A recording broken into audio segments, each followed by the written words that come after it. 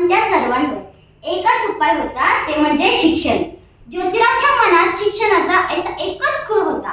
पण ज्योतिराव शिक्षणाचा प्रस्ताव करत असताना फरार नावाच्या ब्रिटिश मॅडम त्यांना म्हणाल्या, मिस्टर फुले, तुम्हाला शिक्षणाचा प्रस्ताव धरायचा आहे ना? So educated woman first, because if the woman educated whole house is educated. पण तुम्ही माणसं वुमन तर घराच्या बाहेरच पडून देत नाही. सो बॅड मिस्टर फुले. आणि झालं, ते आले की माझ्याकडे पाटी आणि पेन्सिल घेऊन आणि मला म्हणाले, सावित्री, आजपासून मी आज तुला शिकवणार.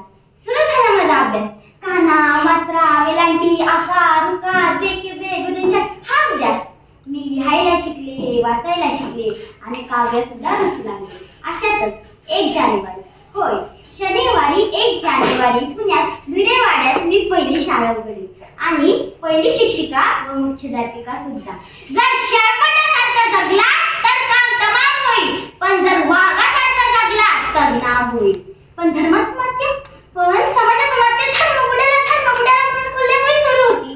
अहो, एखाद्या सामान्य माणसाने शिक्षण घेतलं, कोणता धर्म बुडतो? इतका चांगला असू शकतो का हा धर्म? धर्मासाठी माणूस जगतो की माणसासाठी धर्म? अहो, शाळेत जाताना चिखल फेकलं मी सहन केलं, शेण मला थुकलं तरी मी सहन केलं, पण आता माझ्या सहनशीलतेचा अंत झाला होता.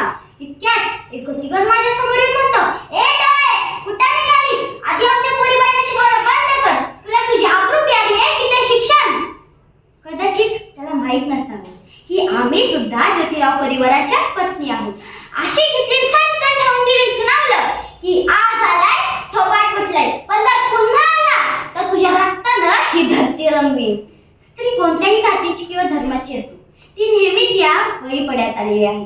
अहो, एखाद्या स्त्रीचा नवरा मेला म्हणून तिने सती जायचं? आपला नवरा मेला म्हणून तर तिला काय दोष असतो?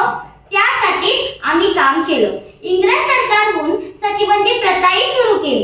त्यानंतर आम्ही विधवा महिला काशीबाई हिच्या मुलाला म्हणजे यशवंताला आम्ही दत्तक घेतलं. त्याच्या तुरतुर थांबण्याने आमचं अंग कसं भरून जायचं. त्याला वाढवलं, मोठं केलं आणि डॉक्टर सुद्धा बनवलं.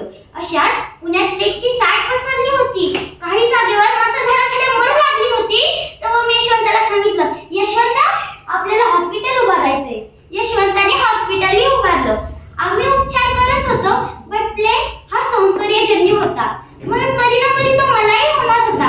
पण मुळीच आम्ही जगलो या समाजासाठीच ना, तर यासाठी मला जर लागलं तर मरणा तुझं स्वागत आहे. अहो, सावित्रीची मी सावित्रीबाई झाली.